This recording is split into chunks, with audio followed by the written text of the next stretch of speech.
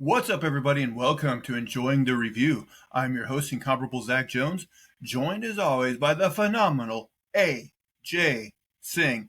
And Ajay, it's the moment we've been waiting for. It's the two-part finale of Agatha All Along that we'll be reviewing here today. And Ajay, I don't know about on your end, but I thought they landed the plane fairly well. I enjoyed this finale quite a bit. How do you feel about it? It was good. I still, not a big fan of the way they portrayed death, but all in all, pretty good episode with what they had already Okay. established. Okay. Yeah. Okay. We'll get into it. I still think my favorite episode is episode 7, the one with that was told out of sequence and all that with Lilia's character. Right. I think that's still my favorite of the season. But yeah, not getting into any spoilers. I'll just say you made a prediction in an earlier episode that turned out to be spot on, and I made a prediction that was wrong. But the more I thought about it, I was like, okay, I guess I get why they did that. But no, I enjoyed these finale episodes.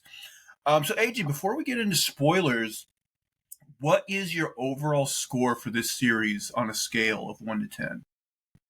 I liked it a lot. It was a lot of fun. It was goofy. It was silly. It was not too heavy, but I don't know how much this pushes any plot forward. I guess I'm curious to see where Wiccan goes with this. I guess him and Agatha, the big. Well, actually, a lot of these characters they could spin off into something. So yeah, the show itself, I'll give it a 7.5 out of 10. I'm close. As we've been going through these episodes, I've been right around a 7 out of 10. Now that I know I enjoy the ending, I think I'll bump it up a little, but like seven. I'll say 7.3 out of 10. So I'm right. I'm right in there with you. I thought this was a very solid series, very enjoyable. Yeah. And where do you think you would rank it amongst the other MCU TV shows? For me, Loki is still the tops. Mhm. I would put either I'm thinking this would be in third place behind WandaVision, but to be honest, it's been so long since I watched WandaVision. If I rewatched WandaVision, maybe there's a chance I would put this ahead of it, but they'd be like right in there neck and neck for 2 and 3, the 2 and 3 spot. What about you? Yeah, I think I'm the same way. I'd put a Loki first, WandaVision, then this probably. Yeah. That's what I'm thinking, yeah. But I'm just glad there's finally like another MCU show um, that I can strongly recommend to people, because we Right. were on a kind of a clip there of like a bunch of them that were not not very good. No. Um, and I gotta say this show surprised me because I remember when they announced they were gonna do an Agatha spinoff, like I kind of rolled my eyes and I was like, we don't need this. And um, do we need it? I don't know, but they made it enjoyable. So they kind of they kind of proved me wrong. I thought this would be kind of a waste of time, but I ended up enjoying myself quite a bit. Mhm. Yeah. Okay, so with our final scores out of the way, let's get into spoilers and talk about the details. So the first part of the finale is episode 8, entitled "Follow Me, My Friend, to Glory at the End." So we start off with Alice waking up in a room with Rio, who tells her it's time to go. She can see her dead body lying on the floor, so she knows she died. Alice can't believe she's dead because she finally broke the curse and can do so much with her life now. Rio says that she was a protection witch and she died protecting someone. So kind of like you fulfilled what you're supposed to do. Mhm. Rio asks her if she's ready to go, and she says no. But Rio takes her through a door, and they disappear into a green fog. I have mixed feelings about this because on one hand, like I'm glad there was actually stakes to this show and like people actually died on one hand, but then also they kind of I feel like set up this storyline with Alice that now I'm like um if she would have lived, what would her thing What would she have found out? Because like we find out that the road's supposed to give you what she was missing. It seems like in her case, it was her mom more than anything. It's so weird because, well, we'll find out later. We'll get to the very end and we'll talk about it. But I feel like there's a conflict here. Like, none of this should happen. There should be no outcome for her that's positive, right? Or I don't know. I don't know what to make of this. Yeah, it's interesting. Unless I guess you could kind of interpret it though that if like she was missing her mom, now she's dead, so like maybe she's meeting her mom in That's quote, true. Yeah. you Yeah. know, Fair. so maybe you could interpret that that way. Yeah. Um, I don't know. I kind of thought maybe we'd see um, her come back in some way. But like I said, maybe it's better that she didn't. Maybe it's better that, because a lot of MCU things feel like they have no stakes, and at least she stayed dead. So Her character wasn't the most compelling either. Like it's not like they're gonna make a spin off of her character. It didn't seem like they really fleshed her out too much. They did try, but I just wouldn't. I wasn't vibing with her too much. I like Sasheer Zamata's character. oh, Jen. The Jen, yeah, she's cool. I get her why they kept her around. There's more to her. They kind of uh, focused on her story progressively throughout the series, Yeah, more she and had more. she had a little more to do. I felt. Yeah, I didn't mind the Alice character. I just, no, I just don't she think died. She died kind of, early, abruptly. Yeah, early. and I wasn't too invested in her. Um. Okay. So now we move over to Jen. So Jen is still kind of broken up about Lilia sacrificing herself at the end of episode 7. Agatha runs into Rio on the Witch's Road, and they have this whole conversation. So Rio, kind of makes a snide remark about how her coven is shrinking. Everybody's Mhm. starting to die. Rio tells her that the bodies are piling up just like she promised. Agatha asks her if she's surprised, and she says yes, she thought there would be some sort of trick in there somewhere. But then she says, actually, there was a trick in there. She was distracting her from him referring to Billy. Agatha says she knew that she would figure it out eventually. Rio tells her that he is an abomination and that he is disrupting the sacred balance. Um, so I interpret that as she means that, like, originally, like, William Kaplan was supposed to die in that car wreck. Mhm. But because the whole thing happened with Wanda, him becoming Billy, like he lived. Is that how you interpreted it? Like he kind of cheated death? I thought of it as more of that Billy shouldn't exist. Like that's the unnatural part. That his life shouldn't exist at all. Like it's a manufactured, made up, like out of magic, the chaos magic. Like you know, that's what I thought she might be referring to. But I get Oh, what you're saying too. Yeah. I mean that's another valid interpretation. Like he's not.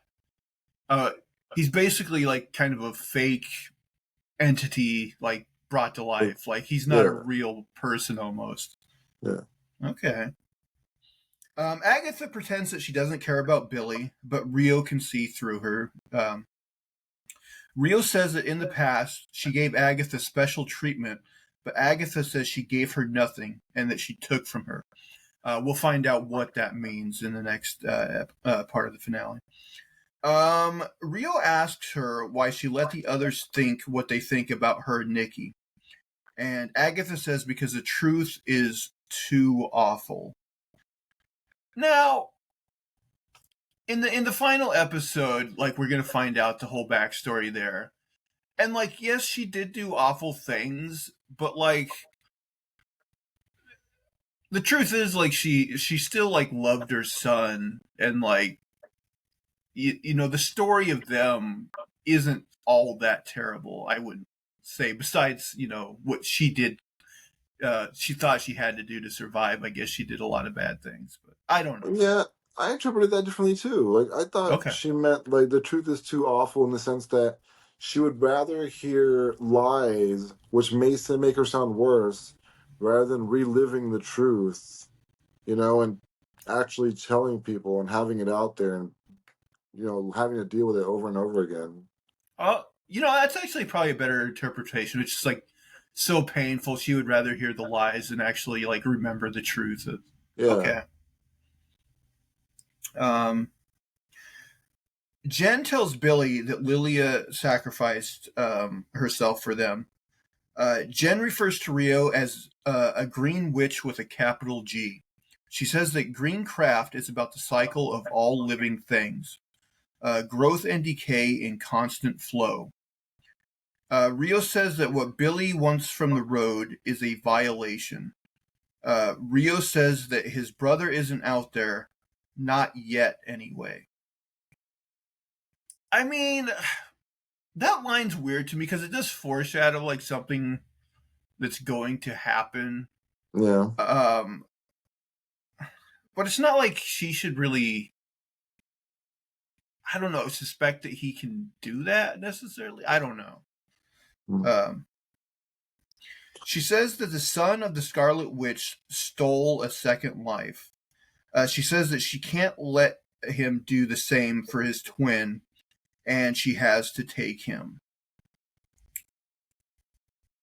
So again, I guess the thought is that like if he brings his brother back somehow, that's another unnatural life in the world. Yeah. So Agatha says, well, then take him. Agatha puts it together that Rio can't take him because if he dies, he'll reincarnate and then she'll lose him. So are we to believe that he's somewhat immortal? Like if his body dies, he can just keep reincarnating into different bodies? What? I'm not. Could you repeat that? What? A second ago, what you just said, because I'm not sure how you. So Agatha tells Rio that she can't take him because if he dies, he'll reincarnate and then she'll lose him.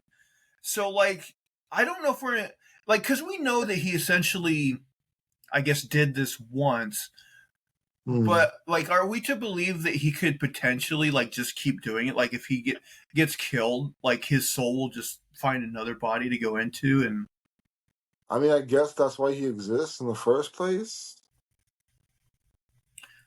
I guess so. So I mean, he's like more powerful, I guess, uh, Than than we know. death. Yeah.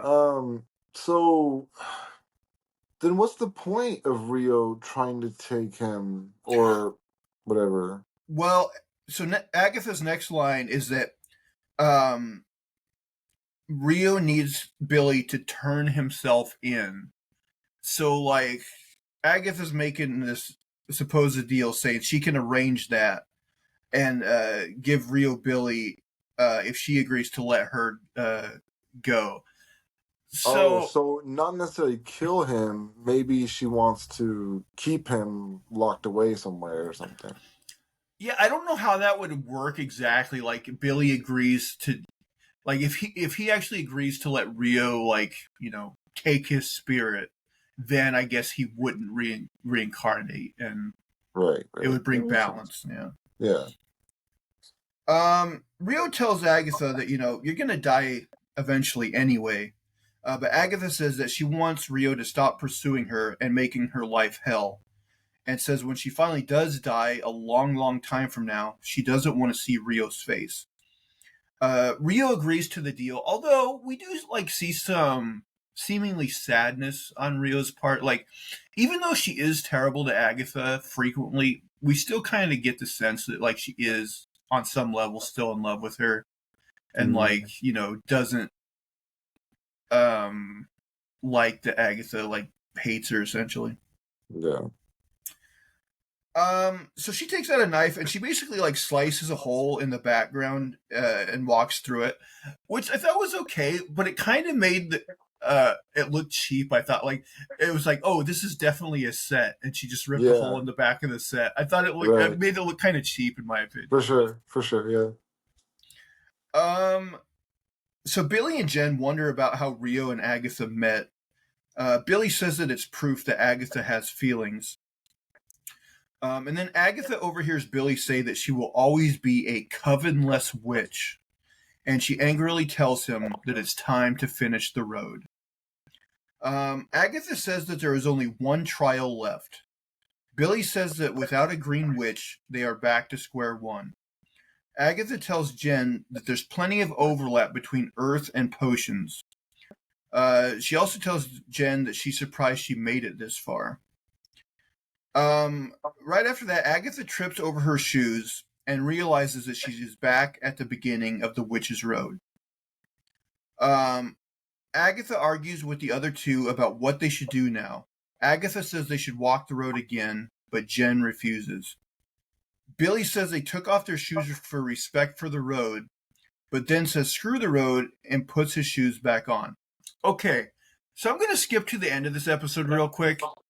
So at the end of this episode, we're going to find out that Billy, he puts it together that he created the road out of his own imagination. Like the things in his room make up things in the road. My thing is, all the witches took off their shoes like it was some sort of known lore that when you go to the Witch's Road, you take off your shoes for respect.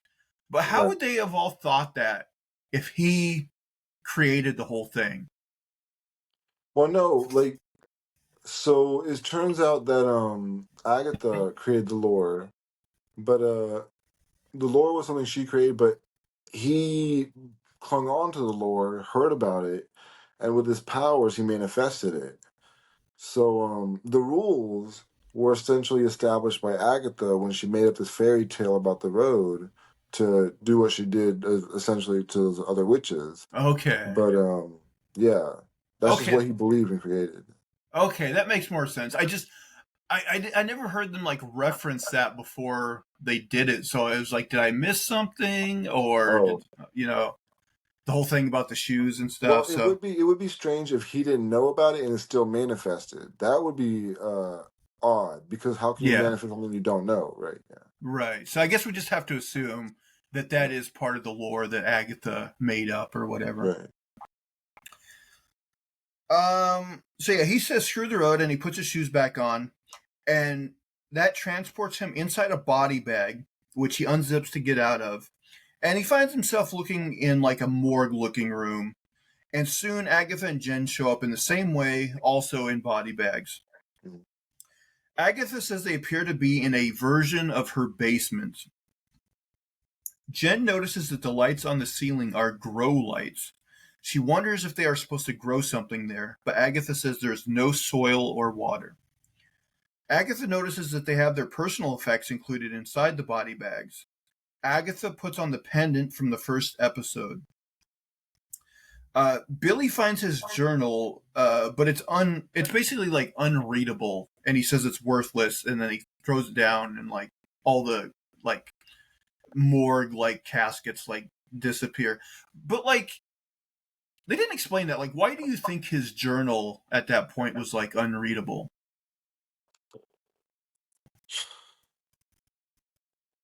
Maybe because he didn't need it anymore. I don't know. Maybe. I guess Lilia did find it in the dirt, but I don't think the implication was that like the pages were too dirty to read or something. I think it was like for some reason they were illegible. Oh, so he. Oh, I'm sorry. He never had read the journal before. It was like a brand new journal he couldn't read. That's what it was. Well, remember? No, I think because it was like the journal he was like had been making notes in when he was hunting down Agatha and stuff like that. But yeah, I don't know exactly why it was like unreadable here. Do They you don't. think he lost his memory at the end of this whole thing? I don't. Do you think it was like a spell or something to like make him forget what he just went on or something? Like I I don't don't. know. I don't think so. I'm not Okay. sure. Um. So one of the lights goes out, and this signifies that the trial countdown has begun.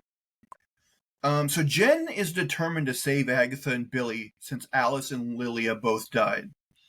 Agatha asks her how she's going to save them without magic, And Billy points out that she already saved them both without magic. She says that means the doctor in Boston didn't take anything from her. She gave it up.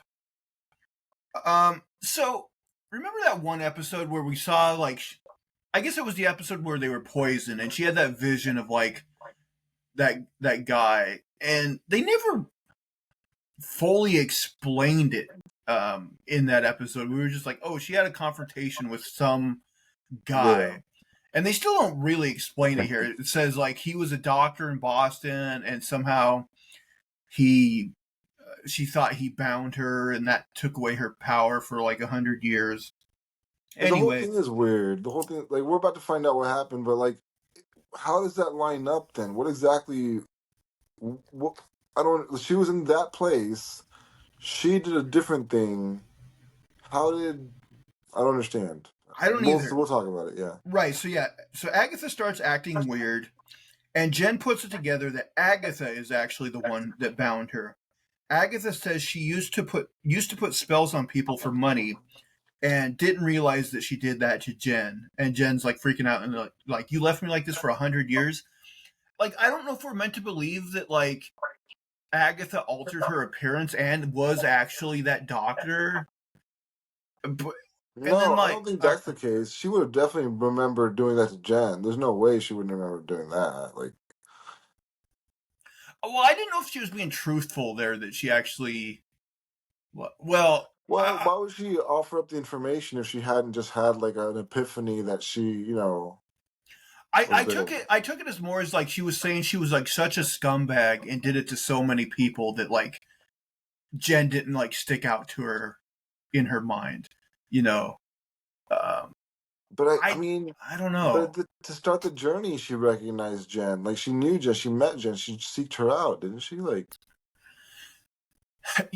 yeah, but I don't know if they're saying that maybe they had a history like long after that. I don't know, because yeah, they did have like she had met Jen and had some sort of dispute with her before. So yeah, I don't know. They didn't explain this part well, I didn't think. Yeah, they didn't. They glossed over like how she even did this. Like, she just, I was there. I did a thing. Whoops. Like, what was the thing? How'd you do it? Yeah. Yeah. So I wish they would have explained that a little bit. Spell. Yeah. A binding spell. That's all they say. Yeah. So Jen ties her and Agatha's hands together with a piece of Agatha's hair to do an unbinding spell. She tells her that she denies her power over her, and she tells her she holds nothing, and she just keeps repeating that. I thought this was a nice moment. I thought this was nice. This was good. I did for Jen's character. Yeah. Yeah. So she repeats that phrase until she becomes unbound.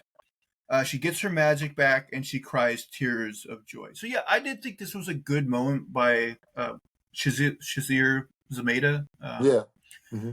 Yeah, I thought she did really good here, and I thought you're right. It was a pretty powerful scene, like the way she like her whole story after that point. Yeah, agreed. I thought she did great. Yeah. And then Jen disappears from the room, and Agatha says that's because the road gave her what she was missing, her power back. Agatha tells Billy that she came here for power, so if he gives her some of his power, her journey will be over and she'll be out of his hair. But Billy tells her that she will just steal all of his power and, leave him there dead and alone or whatever. Agatha tells Billy to sit down and that they are going to find his brother. Agatha says that Tommy isn't out there, at least not in a body, and that's what's got Rio in such a tizzy. She says that Rio knows that Billy could do that for him, meaning that he could give him another life. Agatha tells him to close his eyes and think about his last moments with Tommy. And like they do this whole breathing exercise and everything. So in his mind, Billy finds a kid that's about to drown to put Tommy in. And then once he successfully does that, he also disappears from the room.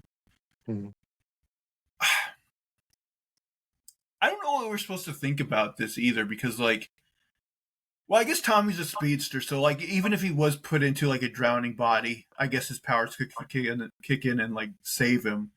Yeah. But it seemed kind of like I don't know, weird thing. I guess it's fine. Like this kid was gonna die anyway, so like he put his brother's spirit in his body. Yeah. Um, Now the thing I alluded to before that I got wrong is I thought we were for sure going to see Billy reunite with Tommy in one of these episodes, and it doesn't happen. But then I got to thinking, like, from a planning perspective, like Marvel probably doesn't um, know when they're going to get around to um, a Young Avengers type project or Right. whatever. So they probably didn't want to cast the actor that'll play Tommy, yet, because it's probably still going to be several years before they do anything, with them. Yeah. So it makes sense, but okay, but I hope they're not too young. I think this kid who's playing Wiccan, he's old enough to be interesting to watch. Like especially if they're going to start in a couple years. Um, I don't want to see a bunch of kiddos like little preteens. Miss Marvel. That's enough for the kids, you know. Like let's I put mean, the cartoons out there. I have a feeling that by the time they actually get around to filming a Young Avengers type thing, all these characters will be in their like early to mid 20s, which I agree is probably going to be better than if they were actual teenagers. Yeah, because I think kids can still relate to young adults, I imagine, to some extent, and then adults will also be able to enjoy that. So, all right, yeah, Because I imagine by the time they get this thing off the ground, even Miss Marvel will probably be pushing 20 years old. yeah, Yeah. yeah, I think so. Um. So Agatha opens up her locket, and she finds our she takes Nicholas's hair out of there, but then she also finds a small plant which she waters with one of her tears. And as her time almost runs out, the plant turns into a flower. Um, Question for you. So in the next episode, we're gonna get her backstory with Tommy, and we'll see her put his hair in the locket and everything. Do we see her put that little like plant in there? Like, where did that come from? Do we know? I couldn't tell you. No, I don't know. Because I don't think it shows her do that in the next episode or anything. I don't remember Um, that being the case. yeah. The lights in the room come back on, and as the ceiling starts to collapse, Agatha escapes out of the basement. So now she's back in her Westview neighborhood in front of her house, and she is immediately confronted by Rio, who is sitting on top of a house. Um, Agatha wonders why she doesn't have her powers back since she completed the trial, and Rio tells her that Billy did not surrender himself like she promised, so now she is going to kill Agatha. She says, you're going to die by, how about death by 1,000 cuts? And she makes the windows explode and cuts her face all up. Okay, first of all, I think this fight between them was kind of lame. That would be one of my criticisms. Um, Agatha notices that the moon is in its fire phase. And so I thought she was going to do a whole thing here where, like, she used fire against Rio and stuff like this. She doesn't really, though. She pours a circle around her of something. And Rio just is able to, like, use her powers to, like, blow that circle away or whatever. That's so lame. Yeah. This whole fight was kind of lame. You know, Rio, it's weird because I don't understand what portrayal of death this kind of was. Like, it was very tame and very nerfed portrayal of death. Like, it's supposed to be, we talked about this a little bit before, but a cosmic entity that can do, that has grand plans and designs. And this thing is having like a little street level magician fight with Agatha right now. So that's odd. That's funny to me. Yeah. I kind of like the idea, though, of, like, Rio, like, since she's deaf, like, she has to kill people whether she wants to or not. Like, I get the sense that because it caused the rift between her and Agatha, like, she probably didn't want to kill Nicholas, but she Mm, had to, you know? So I right. like that there's kind of that tragedy to her. But then Mhm. at the same time, like, much like Agatha, she's always, like, saying lines that make her sound like kind of like cartoony, like not cartoonishly evil, but like a little like a Trying too little, hard. yeah, a little Trying too mustache hard. twirly at times, and Yeah. yeah. So I think her character's a little inconsistent, but I would I, argue Agatha's is as well. So I feel like I don't know, man. Like I get that that's Aubrey Plaza's shtick, but she's just maybe she should chill out on that for a little while. You know, like be a little bit more just conformist for a little bit. I don't know. one thing about Agatha's character that it keeps you on your toes, but I also find it is a little annoying is you kind of want to see her have a story arc, and she kind of does. We find out, that she used to be pretty horrible, Yeah. and she's turned a leaf somewhat to where she's probably maybe a little more good than bad. But then she constantly kind of says terrible things.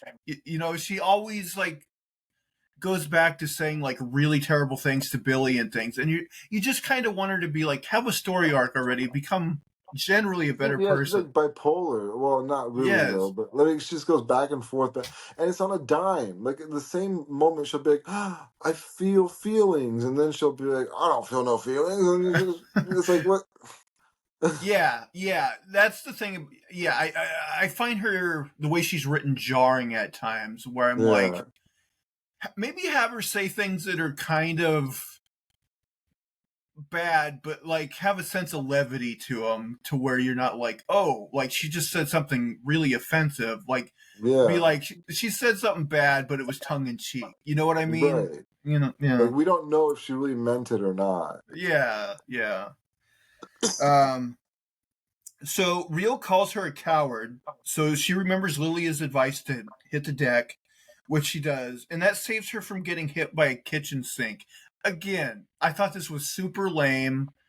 Um, when she told her that in the last episode, I'm like, oh, maybe that'll have like some real significance. And then I was like, oh, this was it. I mean, I guess I knew that it would be something like this, but not something as lame as like, oh, like, you were gonna get hit with a kitchen sink. You know what I mean? I can't tell. I think this show was definitely written for families, like kids and stuff too, right? Like, am Oh I yeah, wrong? yeah. This was definitely meant to encompass like an all ages type approach.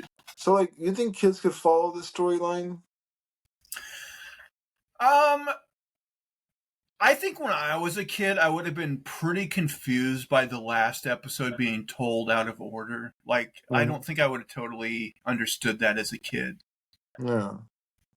But then they also do these references and callbacks that I just don't know if kids would even be able to pick up on, but they're also very much written for kids. It just seems like you would write more simple things for kids and do the callbacks for adults, maybe? Like, I don't know. Maybe. I mean, yeah, I guess you gotta think that like some things are always gonna fly over kids' heads, and you just hope there's enough, you know, action and things that will keep them Mm, entertained. But yeah, I would say a really young kid. I would actually be curious how little kids think about this show. yeah. Um, because yeah, I think there would be parts that would confuse them, and other parts they would probably think were fun. Yeah. Um, Agatha now tries to use. Okay, so then now she says something about the water phase of the moon, and like she gets the water hose. I have no idea what she was trying to do here, though. Oh. It doesn't work. Rio just ends up tying her to a post. But then Billy shows up and he's in full decked out in his Wiccan gear. Yeah. Is that the first time we've seen him like that, right?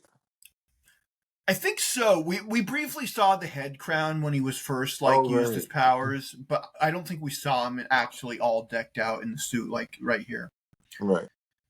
So Billy zaps Rio with his power, Oh no, sorry. Billy zaps Agatha with her power, but tells her not to take it all. They kind of tease that Agatha might take all of his power because she's like really loving like getting power back, and he's getting all like emaciated and sickly looking. Yeah. But in the end, she doesn't. She cuts it off and doesn't kill him.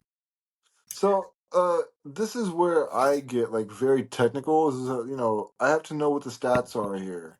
How much power did Billy just give up? What are his power levels now? How strong is he compared to Agatha? Even did he get 50% of his power? He just seemed to be able to fight Rio a little bit. Like he was able to do something. It seemed like he was maybe even a challenge for her. Why give up the powers first before fighting Rio rather than after? There's a lot of questions here for me. I don't know.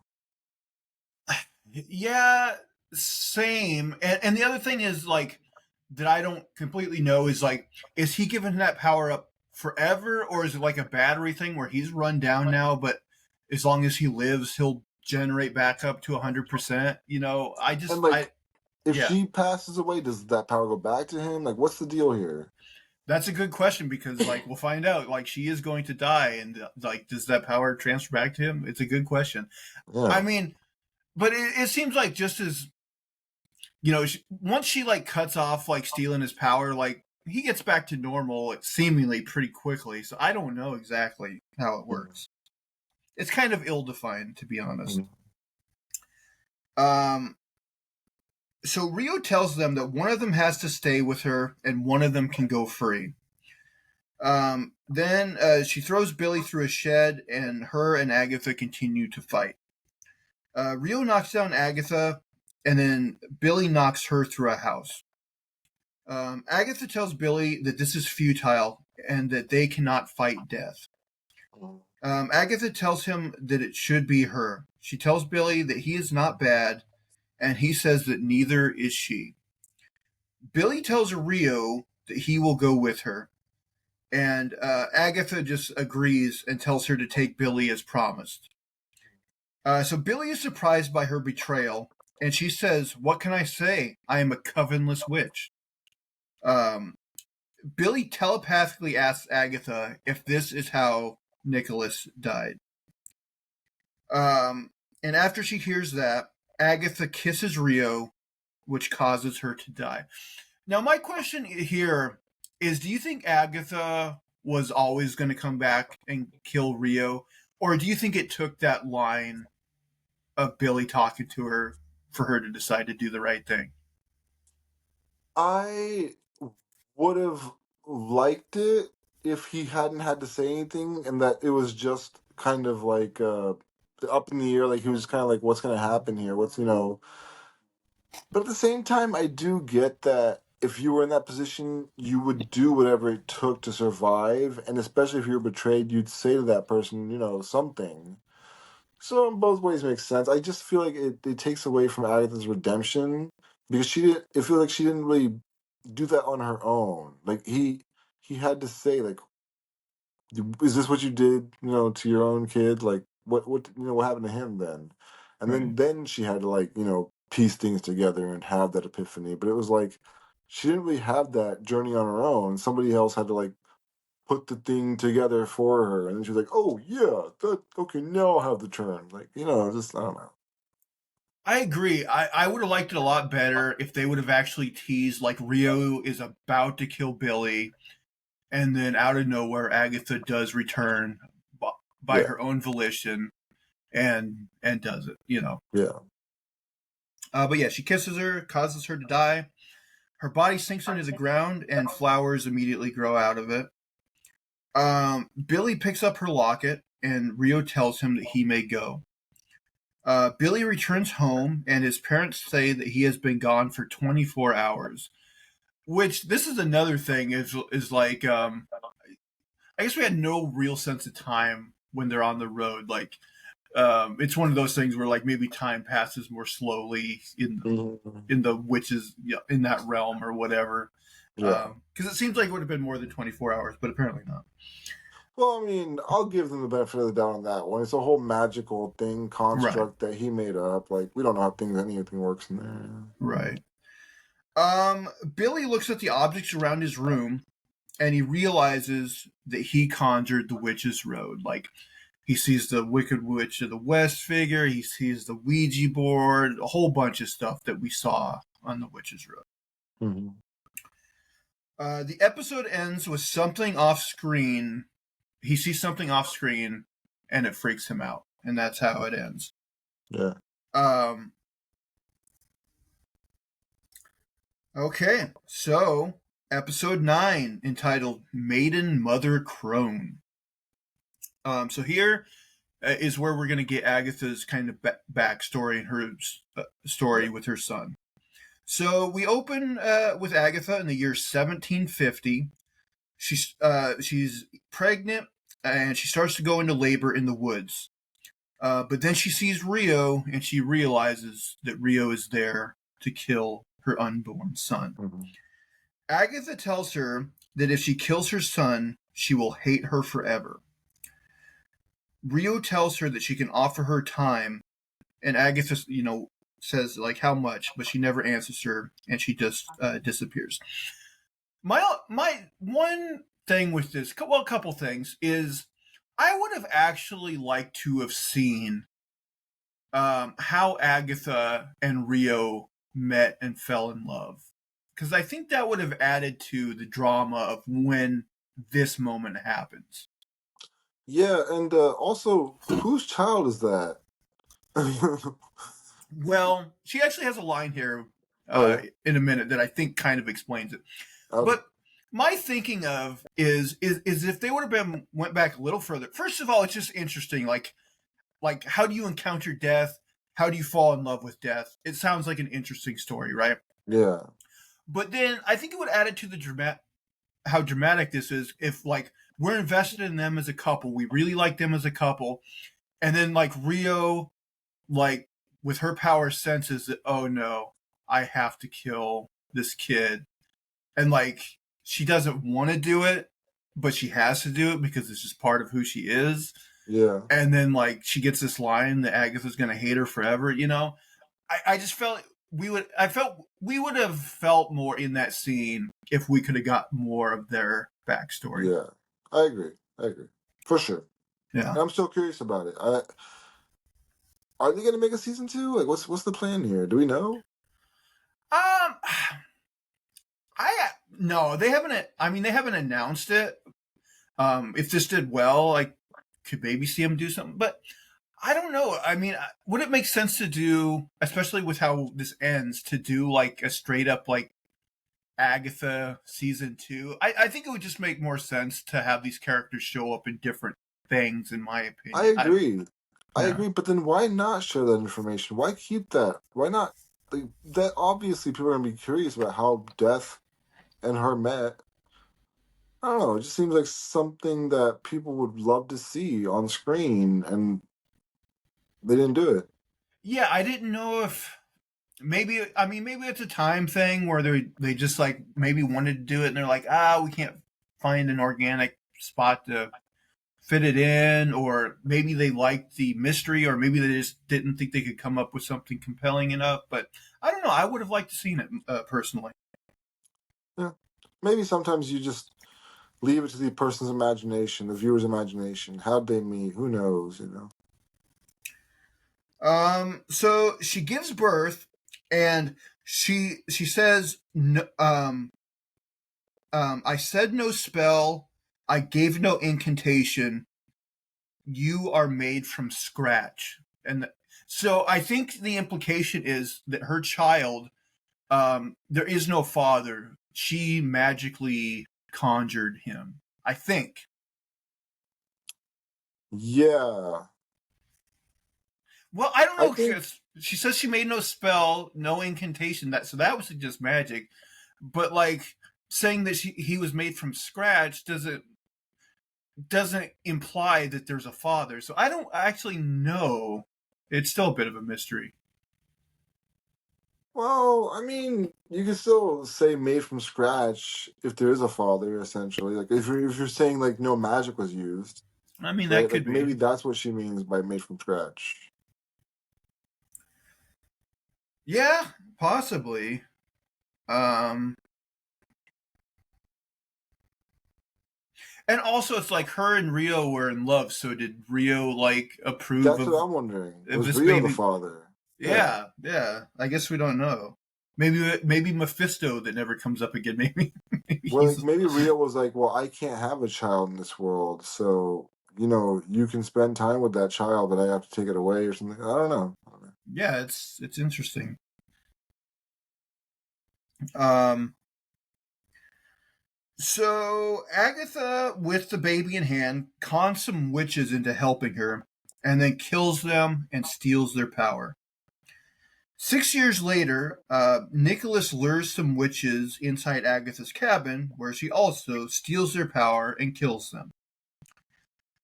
Nicholas asks her why she kills witches, and she says to survive. He asks her if they could stay with the witches and survive with them. She says no, because then they will try to kill them. But it's like, that's not really true. Like, almost any time she's encountered witches, like, they seem like they're totally willing to, like, support her and, like, even maybe let her join their covens. Yeah, So her explanation there, like, doesn't really make sense. Um, it I just think seems it's just weird. Like, it's not like she's had a lot of covens go after her. She had her one coven, yeah, her mom and all them, but like, you know, it just seems to me that one more try. You went like your whole life without being betrayed by that coven until they did. Like maybe try it again. Maybe you'll get a good 20, 30 years out of that one. Who knows? so. I guess that's like the implication is like the betrayal, like of her mom's coven or whatever, just like put her off the idea of ever being in another Like one. distrust anybody ever again. Um, so they begin to sing the Witch's Road song, which will be sung a lot in this episode. Mhm. Nicholas asks her to make him some food with her power. She says her magic can do many things, but it cannot heal him, and it cannot save him from what's coming. She also says it cannot divine when she will return, referring to Rio. So that makes me wonder, like, did she tell him in detail that, like, yeah, you're fated to die, and one day death is going to show up and kill you? Or, like, you wouldn't think she would just, like, blatantly tell her son that, but I don't know. She does, like, make reference to Rio here. Yeah, it's weird to say ominous things like that in front of your kid that could possibly creep them out. Right. Yeah, because a kid's going to be curious and be like, wait, what are you talking Yeah, what about? does that mean? Like you uh, can't just you can't normally look off into the distance and just talk and let it trail off around a kid. A kid will ask a billion questions, that's for sure. Yeah, you right. can't do that dramatic stuff. So Agatha sets up this scheme where Nicholas is going to sing the Witch's Road song at a bar, and this is eventually going to lure some more witches that she can kill. But Nicholas refuses to go along with this scheme and runs out of there. Um, he promises her that they can kill more witches tomorrow, and we notice that he is developing a cough. Um, Nicholas wakes up during the night and he sees Rio holding a torch who beckons him to follow her. And he gets up and he notices his body on the ground and that he is a ghost. One thing here is like, I think he coughs twice. I think once in the bar, like after he sung, he coughed and he coughed again here. And I thought, okay, they're setting it up. His cough is going to get progressively worse, indicating that Rio is on her way. But no, he coughs like twice and then he's dead. Mhm. So I thought that was a little bit funny that they like didn't prolong that any. That's true. That's true. He didn't look like he was really dying. Yeah, for sure.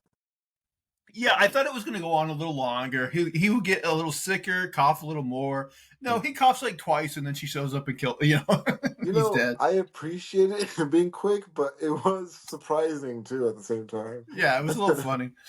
Um, I think I'm about to die. so Agatha cries and she buries Nicholas's body, and we see her put a lock of his hair inside the locket.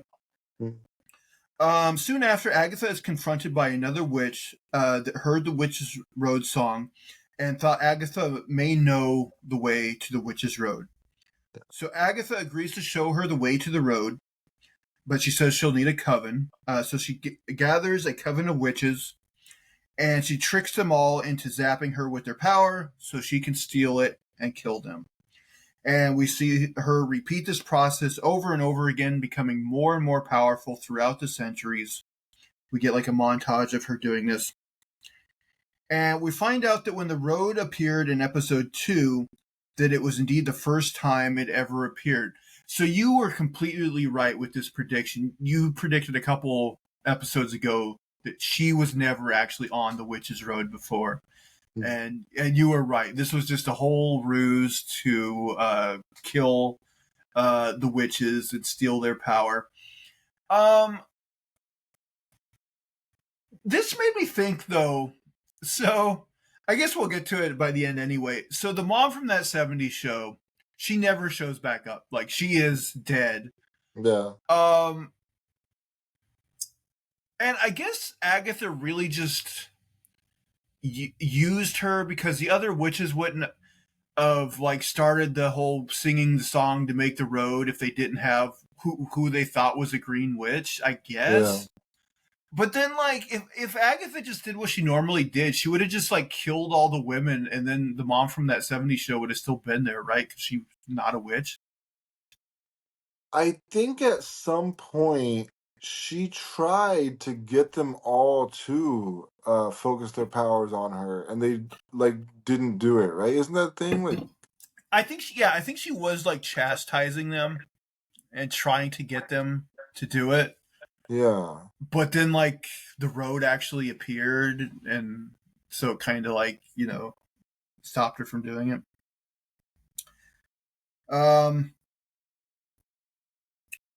Okay, so she puts it together that Billy was the X factor that made the road a reality. So back in the present, we find that what Billy saw at the end of the last episode was Agatha's ghost. She says that she did not sacrifice herself for Billy. She took a calculated risk. She tells him that the ballad of the Witch's Road was just a trick and that the road wasn't real until he made it real.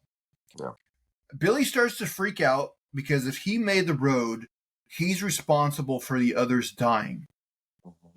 Agatha tells him that he shouldn't worry about it because he's also responsible for saving a life. And so that cuts to Jen pulling herself out of the ground near the Westview sign and then flying, using her magic to fly away.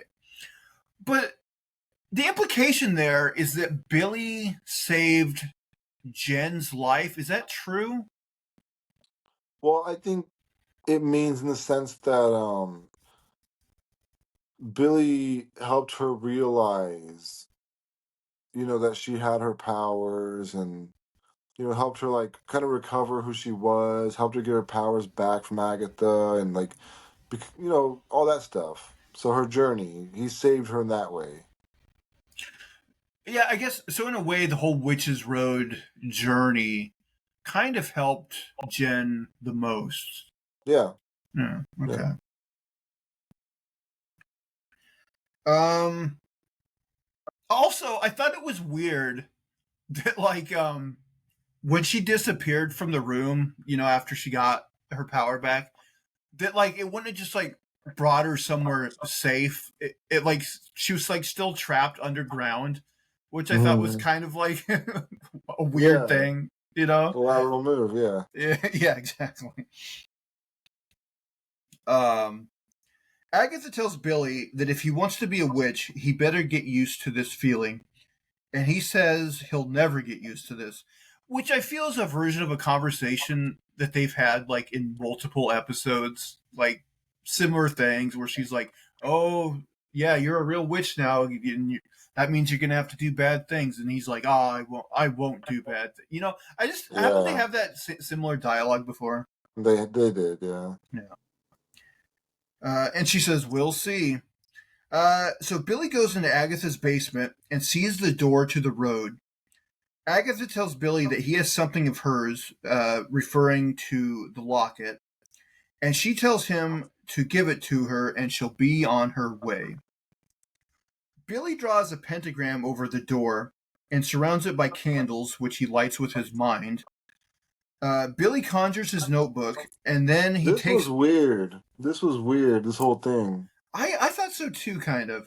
Yeah, he takes out his notebook, and Agatha's locket, and he starts reading a banishing spell. This starts Agatha. Agatha starts to fade away, but she is fighting back. Billy asks her why can't she just die, and she grabs for the locket and says because she can't face him, referring to her son Nicholas. The candles go out, and the locket falls to the floor. And Billy puts it together that she was talking about Nicholas. She puts on the locket, and Billy says that he's sure he would forgive her for whatever she did. And she says that when he says things like that, he reminds her of Nicholas. This kind of confused me a little bit because, in the episode with her mom's ghost, we established that it's Casper rules, basically, that if somebody has unfinished business, they're going to be a ghost. And then if that business gets finished, they'll cross over to the other side. But that didn't seem to really be the case here, right? It seemed like that banishment spell he was doing would have made her cross over to the other side. Maybe she feels like she has I don't know, like she must have some unfinished business. I couldn't tell you what it is, but maybe she feels like she has to guide Billy. Maybe she feels like she has to be like a mother figure to him. I don't know. I don't know. To me, it seems like they were like, okay, we like this character. We need to find a narrative reason for her to stay around so Yeah, that maybe she can pop up, like I was saying, in like a Doctor Strange movie or right. whatever. Yeah. But I don't know. Then I'm like, now I kind of think maybe they should have just like did the thing people wouldn't have expected and maybe just gave her like a bittersweet ending where she actually dies, but she gets to go see her son, who she misses. That's not that they're gonna do like a little hocus pocus ending, you know? Like I thought they were gonna do that, but no, her son. We don't know what happens to him, like where he is, what limbo he exists in. I don't know, and she's not going to go find him. So that seems odd to me. Yeah, and also it kind of, like I said, doesn't give her character a full arc because like No, I don't know how much she's actually changed. I don't know how much was it just spur of the moment, like she was just kind of convinced for a second to do the right thing, for that moment. Like her heart still seems.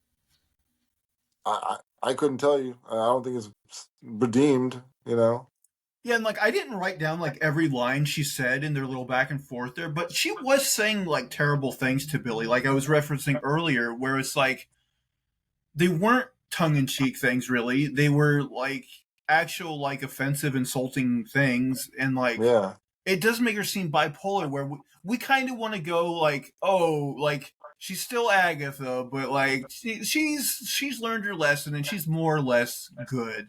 But yeah, like we can never really get there, and that would be one of my criticisms of the show is like because she just kind of, like you said, kind of a bipolar, like always going back and forth to like should we like her or should we not kind of thing, yeah. we want to like her, but like I don't know. Yeah, I think she does have a lack of like a full arc, and I think her like getting over the fear of like seeing her son again would, Yeah. you know, kind of complete her arc in a more satisfying way. So like to me, I think they were like, we love Kathryn Hahn and we want the ability to use her again, but Mhm. maybe it was at the sacrifice of a better arc for her character. I think so. Yeah. Yeah. Um, Billy tells her that being a ghost suits her, and she says they could make a great team. Billy uses his power to make the door disappear, uh, the door to the Witch's Road. Uh, and he makes a monument to the dead witches, Alice, Lilia, and also the mom from that '70s show. Um, um, and then finally, the basement door opens up, and Agatha says, "Let's go find Tommy." And that's how we end. I stuck around. There was no post credit scene like Marvel tends to do. Yeah. But yeah, so as we are going through this, I'm like, well, there were things that I think could have been better, but I still enjoyed it. Like I said, I still think the Lilia's episode was the strongest Yeah. of the season for sure. I agree. But I still think they landed the plane. I do question some of the choices here, obviously. Yeah. But more or less, I really enjoyed this season. How long were those credits at the end, man? Like every time an episode ended, I would end it. I would go and almost close it out, but I would just look how much time was left, and it was almost like a third of the episode was remaining, just credits. They are pretty long. Like the ones that actually have visuals go for a while, and then when it gets to the very end, it just goes to the black screen where it shows all the Yeah. foreign translation credits and Mhm. stuff like that. So yeah, they go on for a ways. I'll be honest though, I did not watch the credits to every single episode, so maybe they did sneak in a post credit on one of these episodes. I couldn't tell I you for know sure. in some shows, like it's not exactly the credits, but it's like, well, it is not. It's not post credits. The credits themselves, like they do graphics and stuff that have Right. clues and Easter eggs in them and stuff. So I don't know. They Maybe might have done that. If they did, I didn't pay I that close of attention. yeah. But I know with I want to say with Loki, there were certain episodes that had post credit scenes and several that didn't. So Okay. they definitely could have hid something in one of these. I didn't, because like you said, especially for this show, yeah, I feel like the credits went on forever. Yeah. Um, but yeah, man, I think between this show and Penguin, which we're also reviewing, it's just good to have good superhero Yeah. shows again. Yeah. Quality shows. It's good to see DC on the right path. It's good to see Marvel back on it. It's good to see Sony suffering, and all is right in the universe. I saw online Marvel put out this sizzle reel of some of the stuff they got coming out next year, including Daredevil and I guess that Wonder Man show. Cool. Um, and the Daredevil thing was only 20 or 30 seconds long. I wish they would. I'm sure at some point they'll put out a longer trailer, but I am excited to see Daredevil. I think it comes out I want to say maybe April of next year or something, earlier on in the year. Hey, did you pick up on that? There's a Blade in Wolverine versus Deadpool says there won't ever be another Blade, and I couldn't tell if that was tongue in cheek to the idea that they thought they were gonna make another Blade and they were playing that up, or if they were like, yeah, we're canceling Blade. There ain't gonna be another Well, Blade. I think it was supposed to be the first tongue in cheek that oh, they are making another Blade, but over time it might be proved to be the second one. Yeah, that's pretty much it. That was just funny to I do kind of think that me. eventually they will do something with Blade. It's just not Oh yeah. something that it excites me, but it is kind of funny how long that project's been in development hell. Yeah, it's pretty bad. Did have you been watching so I know I sent you some videos of some breakdowns, but there's a couple of Madam Web videos, and boy, these Madam Web videos are just so fun to watch. Like they're just I heard it's not so bad, it's good, the movie itself. So you just really got to go with the reviews on this one because, yeah, you're not gonna have a good time watching it yourself unless you sit around with some friends and just crack jokes, riffing on it.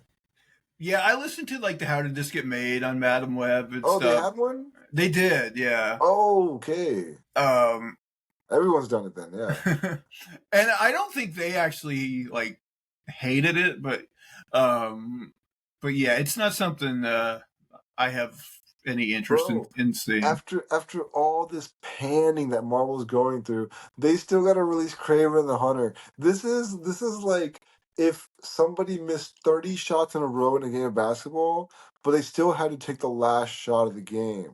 Like that's what this is. Like everybody knows you're gonna miss. We're all disappointed already, but you still have to go out there and lose the game with one more shot. But here's the thing. Yeah, I mean, I We're don't. being up to bat. But here's the thing: Venom, even though it didn't do great in the States, it did so well overseas and in China and things. It made them a lot of money. Um, I I, I understand that. I don't think Craven will do that for them just because it's not as like visually explosive as Venom is, which I think is what kind of uh, made the Chinese market enjoy Venom Yeah. as much as they did. Yeah. I don't think Craven will be like as huge a success, but who knows? You know the Chinese market is dying for Kraven the Hunter? I don't think. I mean, I don't know. I think the overseas market, they just like kaiju stuff and like Yeah. monster Yeah. stuff, and That's Venom. Venom is supposed to be like, he had that symbiote horse. Like that's right, like what that eye yeah, candy, that right. visual appeal. And I don't know. I think Craven, is going to be more like Morbius, Yeah. not necessarily, you know, as bad as Morbius, but like it's I not think flashy. it's not gonna have even the CGI that Morbius has. Like it's not gonna have like the visual appeal of Morbius. It's going to be just more hand to hand combat, Captain America style, except Yeah, not probably on par for sure. So. right. Yeah, but now, but look, now that Venom was still successful, like a part of me wonders if they'll be like, well, let's just make more Venom movies.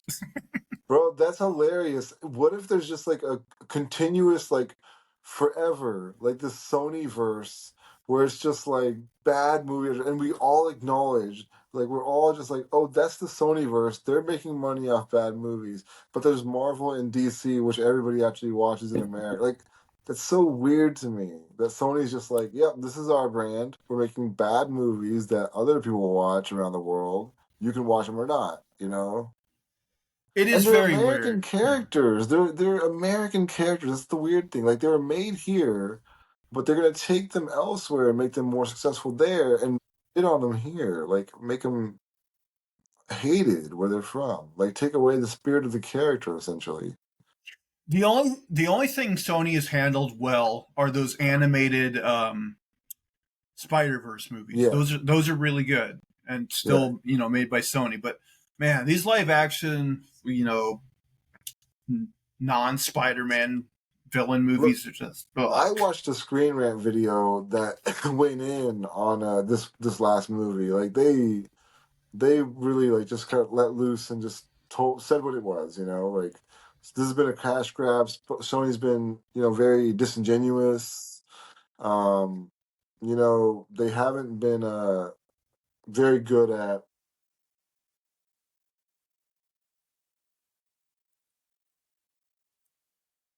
Um, AJ, Oh, anything else sorry, you want to talk about before we wrap up? I'm good to go, man. All right, guys. Well, thank you for sticking with us over this season of Agatha. Stay tuned for our channel for our Penguin reviews, another show that'll be wrapping up here in a couple weeks. But please, if you will, subscribe to the YouTube channel. You can subscribe in audio form on your podcast catcher of choice. Leave us thumbs up, positive reviews, all that good stuff. If you like, you can follow me on Twitter at Zach Jones Live, ZachJonesLive. But until next time, we hope you're enjoying the review. Bye, guys. Take care.